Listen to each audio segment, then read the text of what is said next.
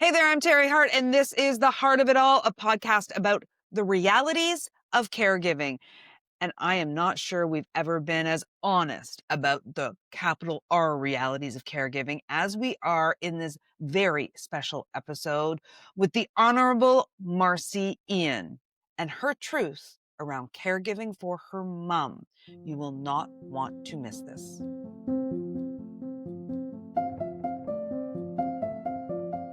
Hey there, I'm Teri Hart, and this is The Heart of It All, a podcast, as I mentioned, about the realities of caregiving.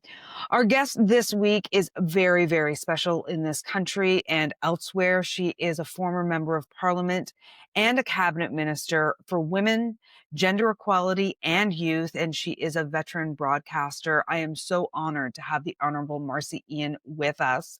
Full transparency, I told Marci about this podcast months and months ago when it was just a dream of mine.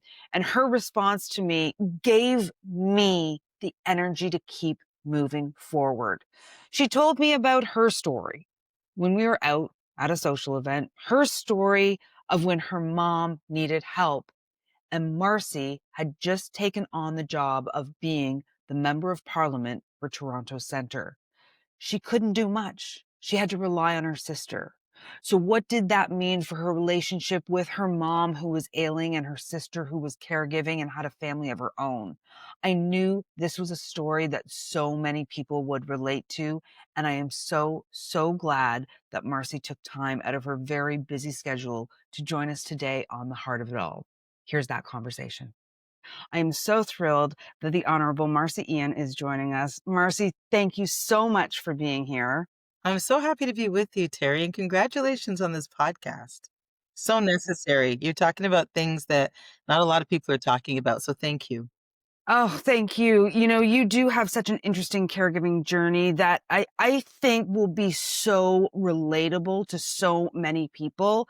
In 2020, so here we are, the height of COVID, and you had just left your TV career and you were running for public office. You were Mhm, elected in a by-election in your riding of Toronto Centre. mhm. And just days before that election, just days before that new success in your life, your mom had a stroke. Yes. At that point, Marci, what level of care did your mom require? She had had multiple strokes, Tara, and I wouldn't say she bounced back, but she bounced back enough.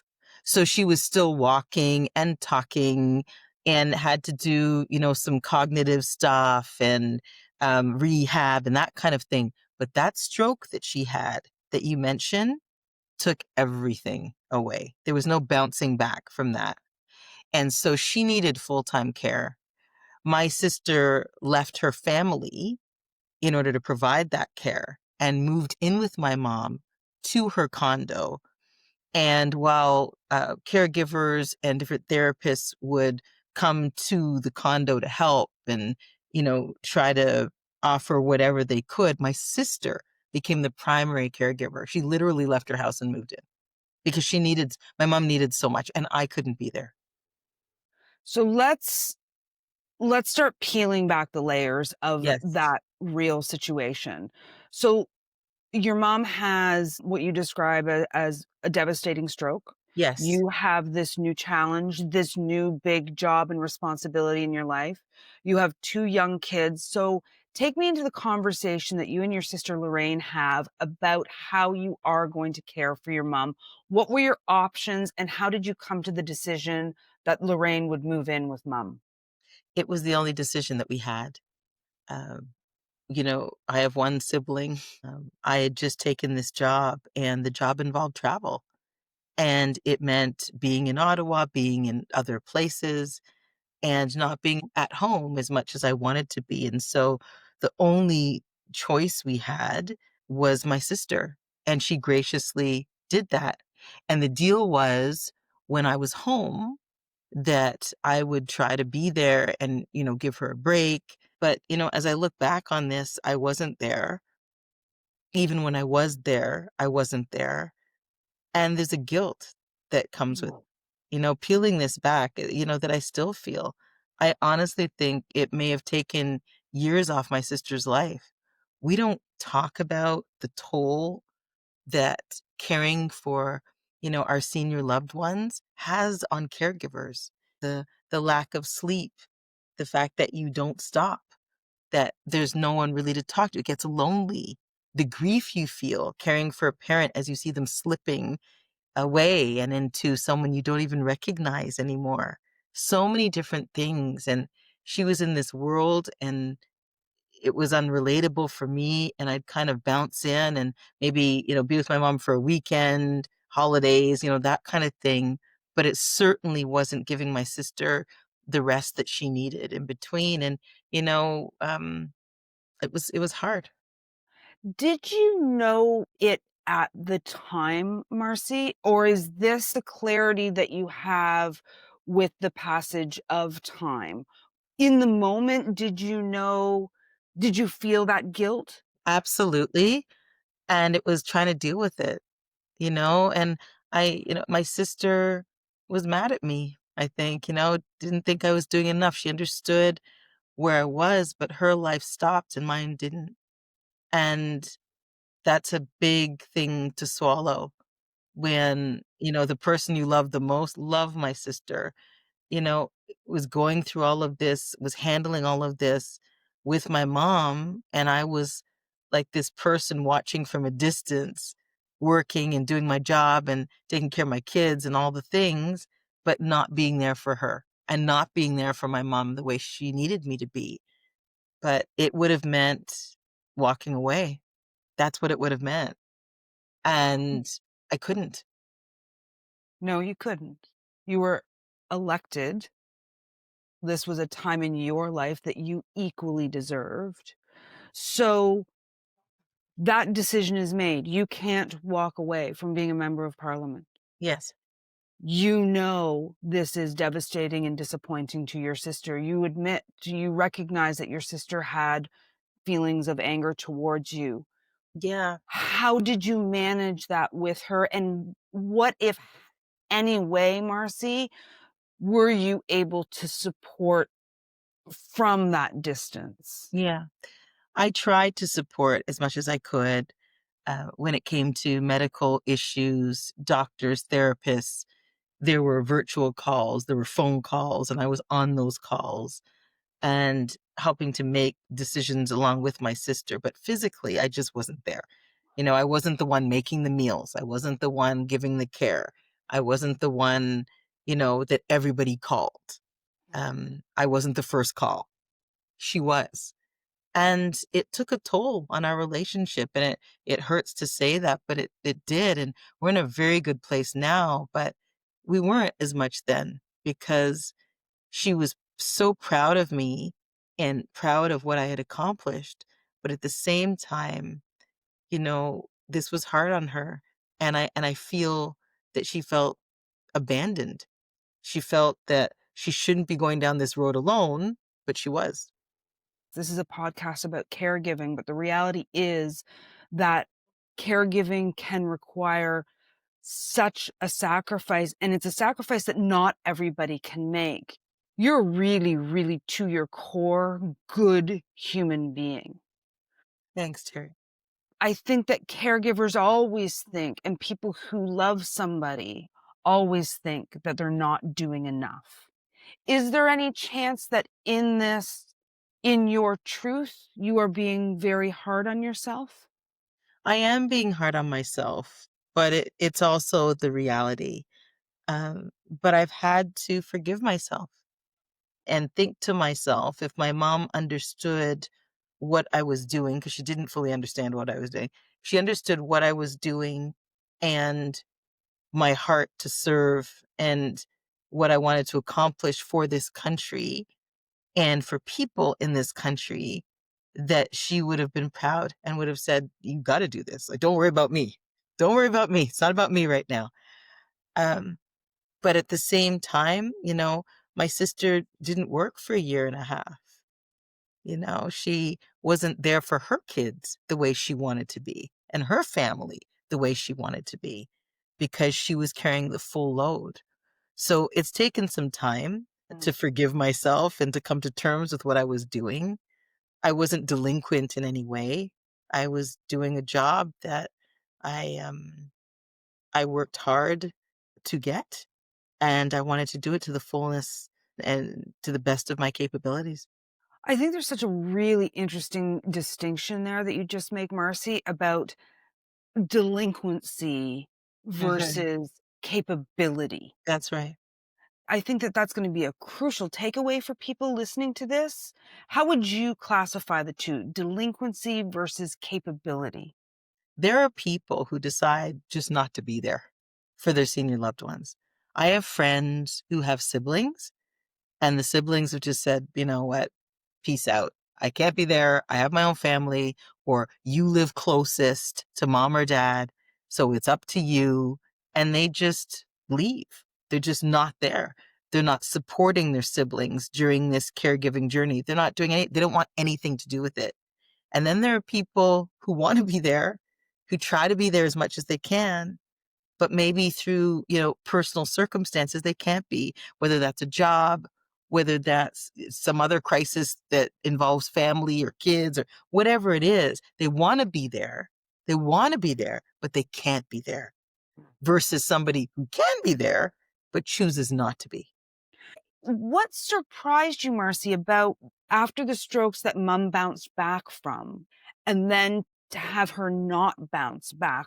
What surprised you about what was needed, what was required? She was so strong. And, when it was, listen, you've got to challenge yourself mentally. So that meant word games and puzzles and different things, eating the right foods, making sure, the vitamins and medications. She did. I mean, she would ask all the time about the food she was, why am I having this salmon? Or why am I, because it's good for your brain health. Why am I eating blueberries all the time? All these different, because it's good for your brain health, mom. And staying hydrated. Why do I have to walk? Because you've got to move. Movement is medicine. You've got to move and you've got to be comfortable doing so. And so she did. She worked so hard she wanted her life back. My mom loved to travel. She loved her family. She loved to be with her friends. She loved to cook. She loved a lot of things and she didn't want to be robbed of any of those things. So she worked hard to get back to where she could. And then with the last stroke, it just took so much. And I remember saying to her one day, "Ma, you got to fight. Like you have to, you're a fighter. You got to fight," because she just didn't seem to have that same verve. Mm. And she said to me, "I thought I did. Thought I did." And she did.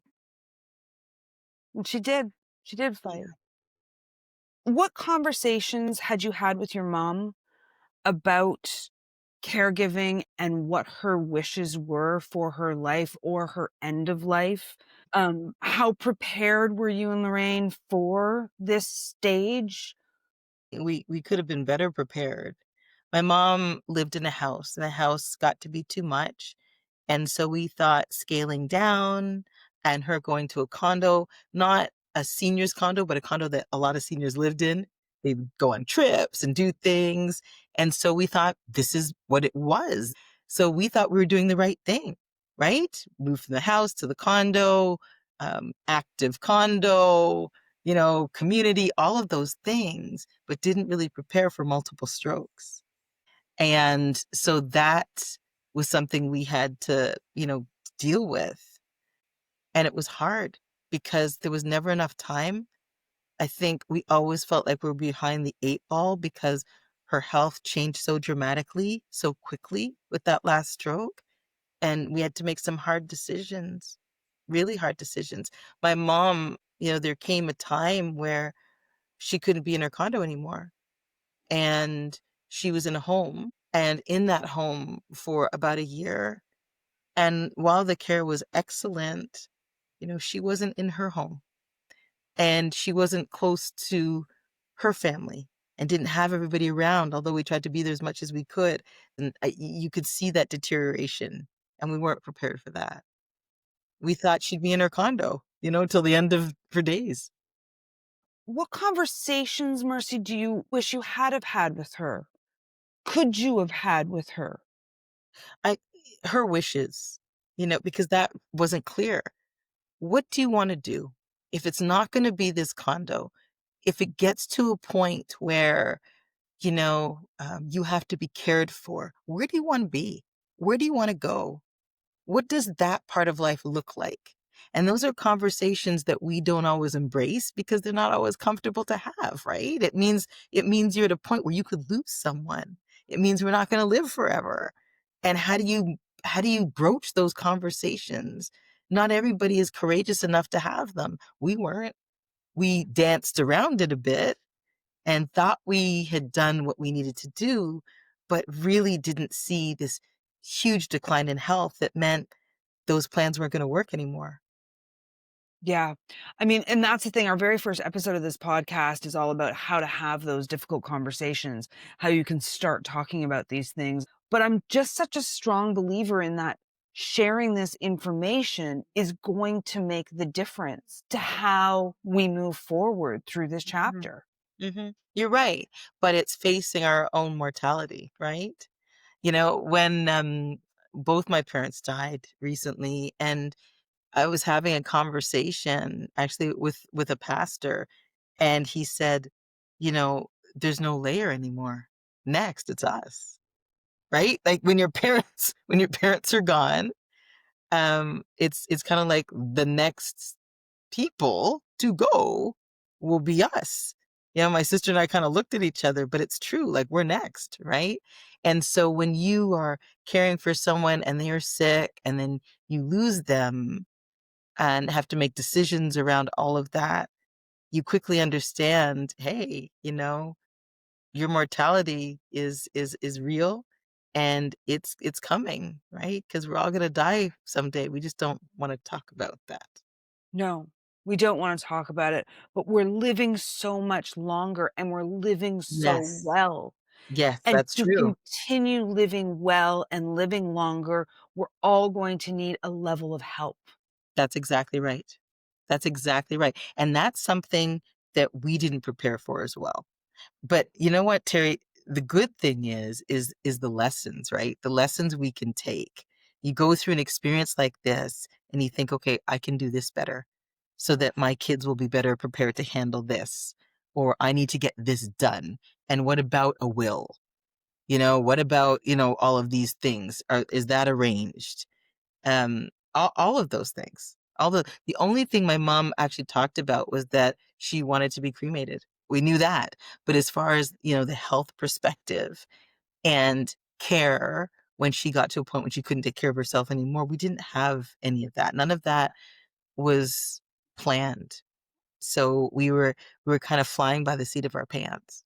Yeah. And you in a brand new job and Lorraine with the bulk of it. I mean, all Mhm. of that emotional toll, just the added pressure to an already emotional situation.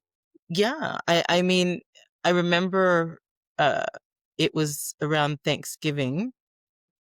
And I actually asked the prime minister's office for a couple weeks off because I was so worried about my sister and just her level of stress and everything that she was dealing with. I just thought, I'm going to take some time. So I extended Thanksgiving and they granted me that time, which was very kind of them. And I took it and spent it with my family, my sister, and was with my mom and was able to help. And I could tell how much of a difference even 2 weeks made.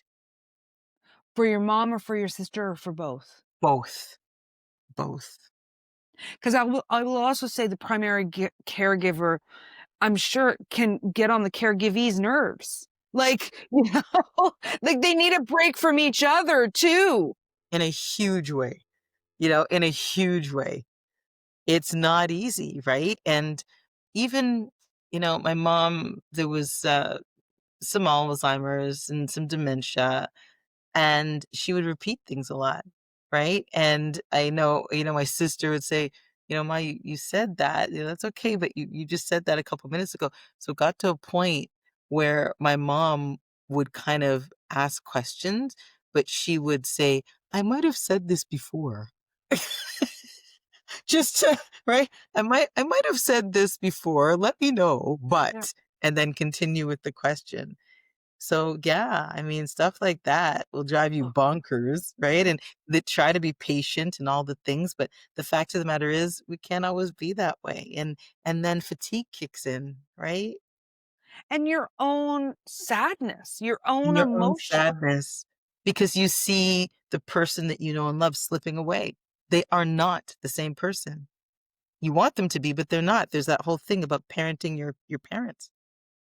Yeah, what I say is, for many people, they spend decades becoming an expert on parenting, and then you have to become an expert on your parents. That's It's right. n you have to know them in a way that you never imagined, and not just parents, aunts, uncles, whoever you find That's yourself right. in a caregiving role with.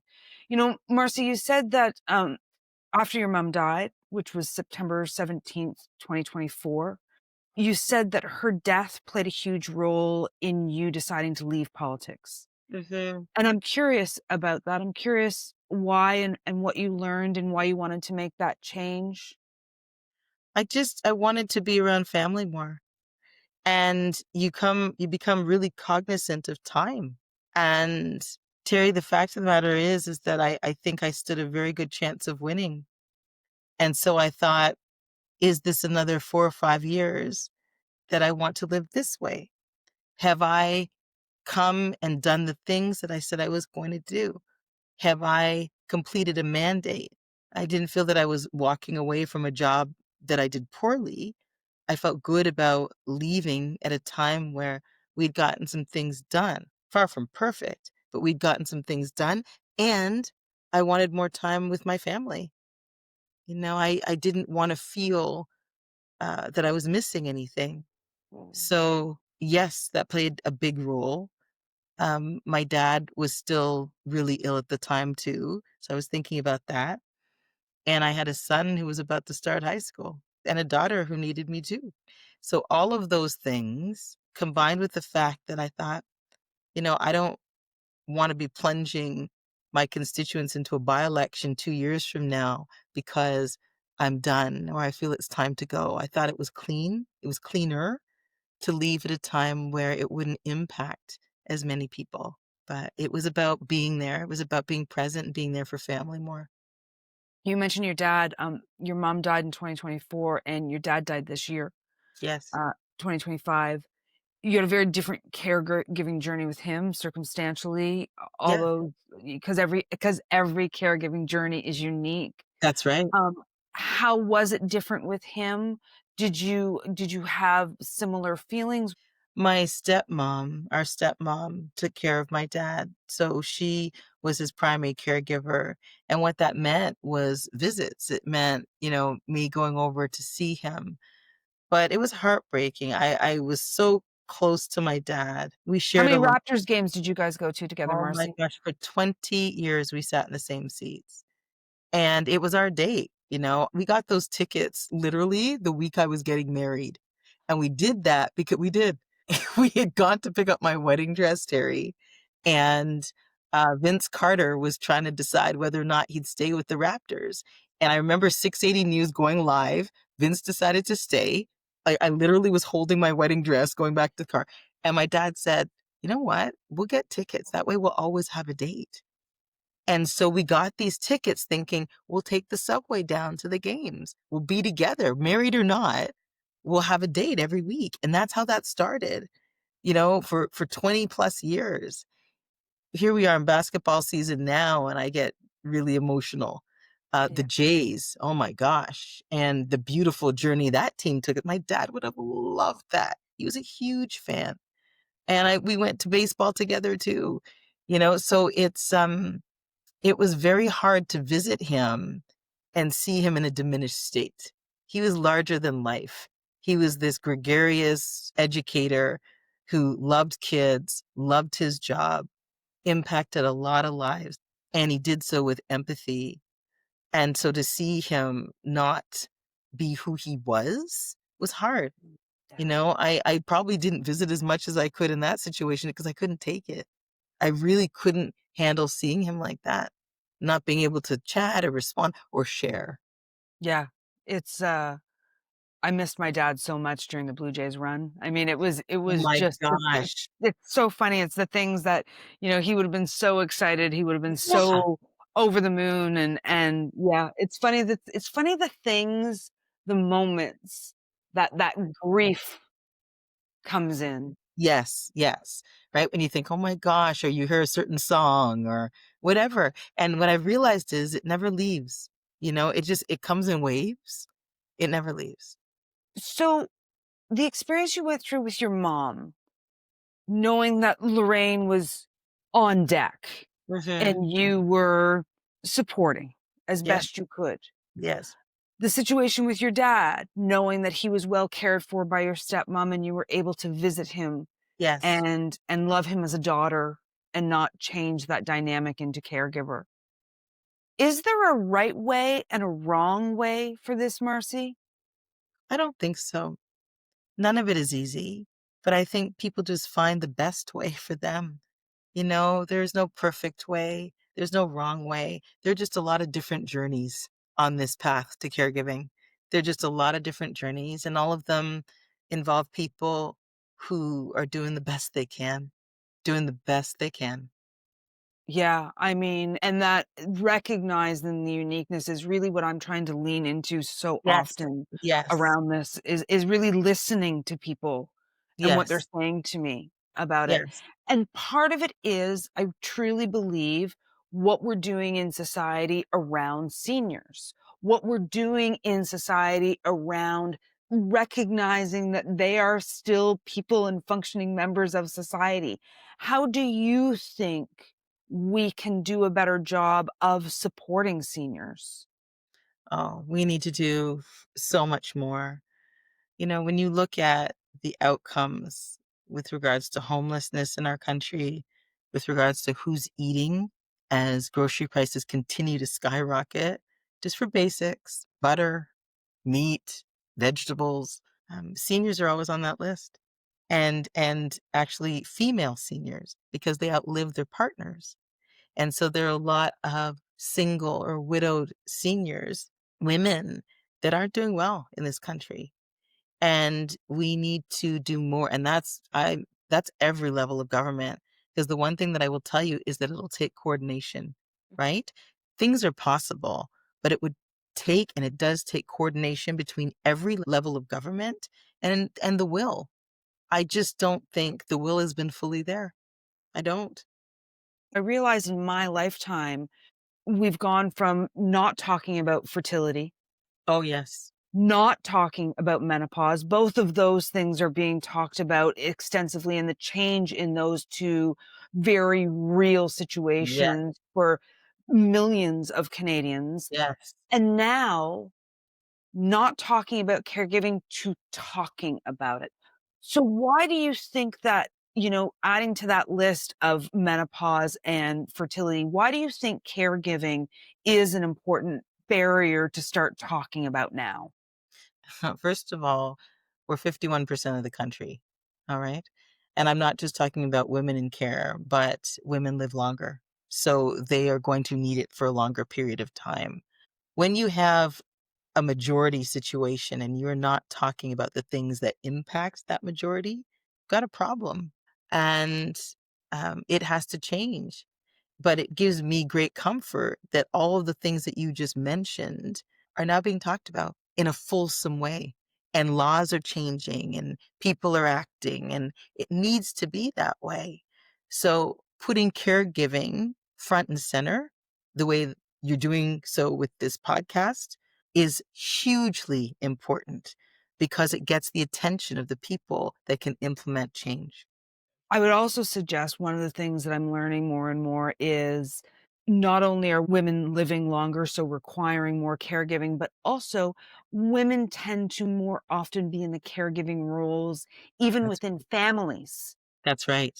Even within families, it's such a gendered situation. It's such a gendered situation. It's such a gendered situation, and we're expected to balance all of it. When you see the numbers on dementia and Alzheimer's, women, by and large, are impacted more. And I think, well, can it even be surprising that that's the case when we are balancing everything and taking care of everyone and we're last on that list? We're always last on that list. Whether it's kids and family members and the jobs that we do. When you look at professions like teaching and nursing and all these caregiving type professions, women are by and large the people occupying those spaces. So it is no wonder. So, with conversation, we hope comes change. That's right. As a former member of parliament, what would you like to see the Canadian government do to support caregivers in this country? Oh my gosh, so much more, whether it's benefits, whether it's just knowledge. I think coming up with a plan, a roadmap would be really helpful. Here's what happens when you're this age. Here's what happens if you need care. This is who you need to call. This is how you can, put things in place before you need them.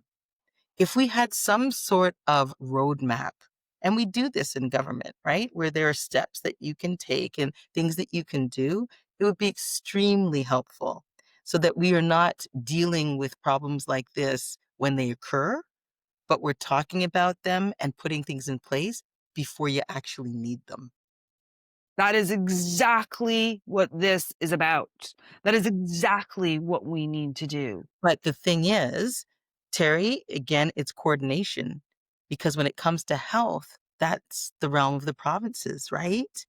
And so you need coordination between everybody needs to have the will to do this and to create that roadmap together. It's possible. It's possible. And I'll tell you, our generation of women are also saying, wait a minute here. We've kind of had enough. Let's make it better. Yes, And that is what gives me hope in this arena. that's right. That's exactly right. That we're demanding more. And so we should. We're not being quiet. We're not being quiet. We're using our voices. And those voices are voices of experience because we are part of that sandwich generation that's caring for everybody Accept ourselves sometimes. except ourselves sometimes. When I have folks on this show, on the podcast to talk about their caregiving experience, which I'm always so grateful for, and your specific situation, I think, is going to be so helpful to people, and that difference between, you know, being delinquent and it just not being possible is a very, very important distinction. What do you want people to know about your mom? That she was kind and she was vivacious and she loved to learn and she loved community. It's interesting what you learn about people after they pass away. The people that come up and say, "Oh, you may not know this, but, your mom did this." Or, she brought me this meal. She used to cook, or she sewed this for me, or she asked me if I needed a place. Like, you may not know these things. And that happened with both my parents. People came out of the woodwork with all these stories and, the people you think you know. And then you find out, there's this other layer. And it was all good, it was all really, really kind stuff. Stuff that comes from a place, when you have a good heart and you've got empathy and you want to serve. It came from a really good place. So she was kind, she was tenacious, she was really fashionable. She loved clothing a lot, a lot. She was very proper. And I always used to get in trouble for not wearing any kind of hosiery because I hate hosiery. So hosiery and a slip. Are you wearing a slip under that dress? It's like, no, mom, She must have slid off of everything between nylons and a slip. My goodness. everything, just like get rid of it all. So I run around in bare feet, throw my shoes on, sandals on, like whatever it is. And she was horrified. She was horrified. How could a proper young woman not be wearing hosiery and a slip? So, Wow. but she was great. And I'm going to ask a different question to you just to wrap this up, reflecting on when we first talked about this podcast and you saying you wanted to come on and you said, Teri, I want to give my sister her flowers. I want Hmm. people to know what my sister did. Hmm. She held us together. She allowed me to do the job that I had to do and tried to shield me from what was a very hard life for a couple of years. She didn't want to tell me all the things that she was missing or the things she couldn't do or the work she couldn't do. And she did that and allowed me to do mine. So absolutely those flowers. And she did it with love. So much love for both of us, for me and for my mom. I swear there's going to be one episode I don't cry in, but this is not going to be it. The Honourable Marci Ien, thank you so much. I cannot thank you enough for your transparency, your honesty, and your want to tell this really important aspect of caregiving that is so true for so many people. Oh, it's been my pleasure. And thank you so much for doing this. These are such important conversations, Teri. So thank you very much. Thanks, Marci. So much of why I wanted to start this podcast is in that interview. I am so grateful to Marci for her transparency, as I said earlier, and also her insight into how maybe we can start making some change, start advocating, not just for seniors, but also for caregivers. What would you like to see for caregivers in this country? How can we be supportive as a community, as a country, recognizing that so many people are going to go through the caregiving journey? We would love to hear your thoughts and opinions. You can find us on all the social platforms. We're on TikTok, we're on Instagram, we're on Facebook. It's at the Heart of It All Pod.